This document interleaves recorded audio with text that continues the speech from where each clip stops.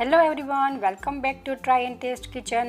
આજે હું તમારી સાથે શેર કરીશ રાજસ્થાની ફેમસ પંચરત્ન દાળ બનાવવાની રેસીપી, જેને પંચમેલ દાળ પણ કહેવામાં આવે છે. જે 5 અલગ અલગ દાળનો યુઝ કરીને બનાવવામાં આવે છે, જે જનરલી પાર્ટી સાથે સર્વ કરવામાં આવે છે, પણ તમે તેને રાઈસ સાથે અથવા ચપાતી સાથે પણ ખાઈ શકો છો.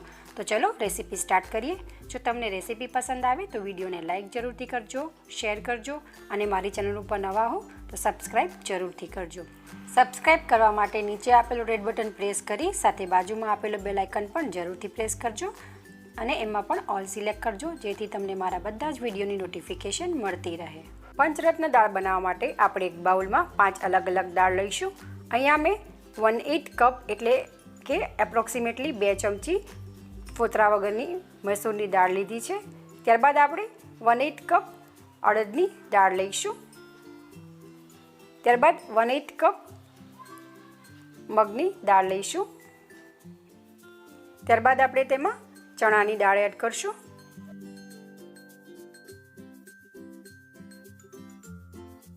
અને તુવેરની દાળ એડ કરશું. તો અહીંયા આપણે બધી જ દાળને સેમ ક્વોન્ટિટીમાં લીધી છે, તો તમે કોઈ પણ વાડકીનું માપ સેટ કરી શકો અને એ જ વાડકી બધી દાળ લેવા માટે યુઝ કરવી. તમને જનરલી બહાર આ રીતે મિક્સ દાળ પણ મળી જાય છે, તમે એનો પણ યુઝ કરી શકો છો. અને આની સિવાય તમારી પાસે જો મસૂરની દાળ ના હોય તો તમે અડદની દાળ પણ એડ કરી શકો છો, ફોતરાવાળી, અને ફોતરાવાળી મગની દાળ પણ એડ કરી શકો છો. ત્યારબાદ આપણે 2 થી 3 વાર સારા પાણીએ વોશ કરી લઈશું અને પાણી એડ કરી દાળને 30 મિનિટ સુધી પલાળવા માટે મૂકી દઈશું. 30 મિનિટ બાદ તમે જોઈ શકો છો દાળ સરસ પલળી ગઈ છે અને ફૂલી ગઈ છે. ત્યારબાદ હવે કુકરમાં દાળ એડ કરી આપણે એને બાફી લઈશું. પાણી એડ કરી દઈશું. આપણે જનરલી જેમ આપણે દાળ બાફીએ છીએ એ પ્રમાણે જ પાણી એડ કરવાનું છે. તો અહીંયા એપ્રોક્સિમેટલી મેં 1.5 કપ જેટલું પાણી એડ કર્યું છે. હવે આપણે 1/2 ટેબલસ્પૂન મીઠું એડ કરશું અને 1/4 ટેબલસ્પૂન હળદર એડ કરશું. ત્યારબાદ આપણે 2 થી 3 ટીપા તેલના એડ કરશું, જેથી દાળ આપણી કુકરની બહાર ઉભરાય નહીં. સરસ મિક્સ કરી કુકરનું ઢાંકણ બંધ કરશું અને મીડિયમ ફ્લેમ ઉપર આપણે 3 થી 4 વિસલ કરી લઈશું. 3 થી 4 વિસલ થઈ ગઈ છે અને કુકરનું પ્રેશર પણ રિલીઝ થઈ ગયું છે. આપણે ચેક કરી લઈએ.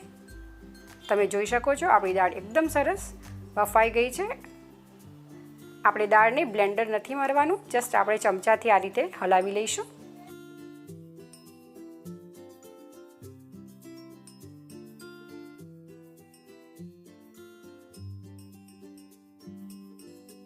હવે આપણે પંચરત્ન દાળ બનાવીશું. તેના માટે કઢાઈને ગેસ ઉપર ગરમ કરવા મૂકશું અને 2 ટેબલસ્પૂન તેલ એડ કરશું. તેલને ગરમ થવા દઈશું. તેલ ગરમ થઈ જાય ત્યારબાદ આપણે 1 ટેબલસ્પૂન જીરું એડ કરશું. 1/4 ટેબલસ્પૂન રાઈ એડ કરશું.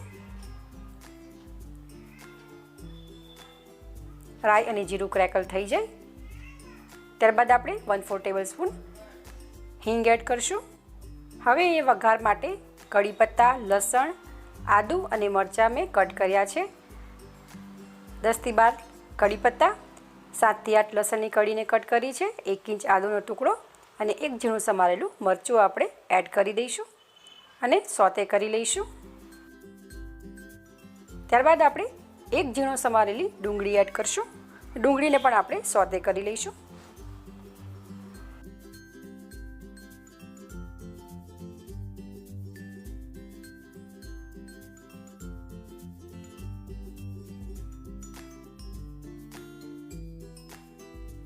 એક મિનિટ થઈ ગઈ છે. ડુંગળી પણ સરસ સોતે થઈ ગઈ છે. ત્યારબાદ આપણે 2 મીડિયમ સાઇઝના ટમાટરને મેં ઝીણા કટ કરી લીધા છે, આપણે એ પણ એડ કરી દઈશું. ટમાટરની ક્વોન્ટિટી થોડી વધારે નાખવી. હવે આપણે સ્વાદ અનુસાર મીઠું એડ કરશું. આપણે મીઠું દાળમાં પણ એડ કર્યું છે, એટલે ધ્યાન રાખીને એડ કરવું. મિક્સ કરી આપણે ટમાટરને કવર કરીને 1 થી 2 મિનિટ સુધી કૂક થવા દઈશું.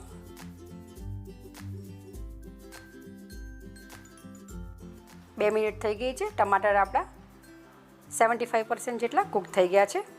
હવે આપણે એમાં મસાલા એડ કરીશું. 1/4 ટેબલસ્પૂન હળદર એડ કરશું. 1/2 ટેબલસ્પૂન ધાણા જીરું પાવડર, હાફ ટેબલ સ્પૂન લાલ મરચું, 1/4 ટેબલ સ્પૂન જેટલું ગરમ મસાલો એડ કરશું. બધા જ મસાલાને ગ્રેવીમાં એકદમ સરસ મિક્સ કરી લઈશું. ટમાટરને આપણે વધુ 2 મિનિટ સુધી આ રીતે પકાવશું. 2 મિનિટ બાદ તમે જોઈ શકો છો એકદમ સરસ આપણા ટમાટર સોફ્ટ થઈ ગયા છે. હવે આપણે આપણી બોઇલ દાળને મસાલામાં એડ કરી દઈશું અને સરસ મિક્સ કરી લઈશું.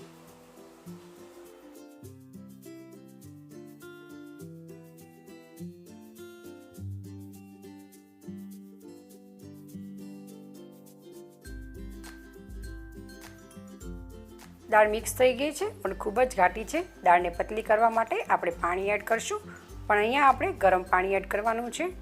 મેં અડધો કપ ગરમ પાણી કુકરમાં એડ કર્યું છે. એ પાણી આપણે દાળમાં એડ કરી દાળને સરસ મિક્સ કરી દઈશું અને સાથે 1 મિનિટ સુધી દાળને આપણે બોઇલ થવા દઈશું.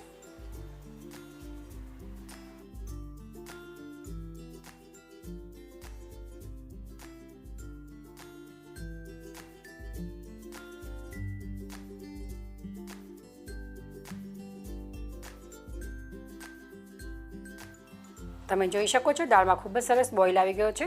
હવે આપણે અડધું લીંબુ નીચોવશું અને મિક્સ કરી લઈશું. તમારે ખાંડ એડ કરવી હોય તો અહીંયા તમે કરી શકો છો. વધુ 1 થી 1.5 મિનિટ બાદ તમે જોઈ શકો છો આપણી દાળ એકદમ સરસ બનીને તૈયાર છે. ધાણાભાજી એડ કરી આપણે મિક્સ કરી લઈશું. તમારે આ રીતે દાળને સર્વ કરવી હોય તો પણ તમે કરી શકો છો, પણ અહીંયા હું દાળ માટે એક તડકો બનાવીશ. ગેસની ફ્લેમને આપણે બંધ કરશું અને વઘારિયામાં 1 ટેબલ સ્પૂન તેલ એડ કરશું. થોડા રાઈ, થોડા જીરું એડ કરશું. રાઈ અને જીરું ક્રેકલ થઈ જાય ત્યારબાદ આપણે તેમાં એક અહીંયા લીલું મરચું એડ કર્યું છે. કટ કરીને બી મેં કાઢી લીધા છે. તમારે લાલ મરચું એડ કરવું હોય તો પણ તમે કરી શકો છો. તેલ એકદમ સરસ ગરમ થઈ ગયું છે. આપણે ગેસની ફ્લેમને બંધ કરી દઈશું અને મરચાંને આપણે તેલમાં આ રીતે ફ્રાય કરી લઈશું. ત્યારબાદ આપણે 1/4 ટેબલ સ્પૂન જેટલું લાલ મરચું એડ કરી મિક્સ કરી લઈશું. તૈયાર વઘારને આપણે પંચરત્ન દાળ ઉપર એડ કરી દઈશું અને મિક્સ કરી લઈશું. તમે જોઈ શકો છો એકદમ ખૂબ જ સરસ ટેસ્ટી આપણી પંચરત્ન દાળ બનીને તૈયાર છે. તૈયાર દાળને આપણે સર્વિંગ બાઉલમાં સર્વ કરી લઈશું. તો તમે પણ એકવાર પ્રોટીનથી ભરપૂર રાજસ્થાનની ફેમસ પંચરત્ન દાળ, પંચમેલ દાળ ઘરે જરૂરથી બનાવજો. આઈ એમ શ્યોર બધાને ખૂબ જ ભાવશે. જો તમને રાજસ્થાનની ફેમસ આ પંચરત્ન દાળ બનાવવાની રેસીપી પસંદ આવી હોય તો વિડીયોને લાઇક જરૂરથી કરજો. ફ્રેન્ડ્સ, ફેમિલી, રિલેટિવ સાથે શેર કરજો અને મારી ચેનલ ઉપર નવા હો, ચેનલને સબસ્ક્રાઈબ ના કરી હોય તો ચેનલને સબસ્ક્રાઈબ જરૂરથી કરજો. સબસ્ક્રાઈબ કરવું એ બિલકુલ જ ફ્રી છે. તો ચલો ફરી મળીશું એક આવી જ નવી રેસીપી સાથે. Thank you for watching my video.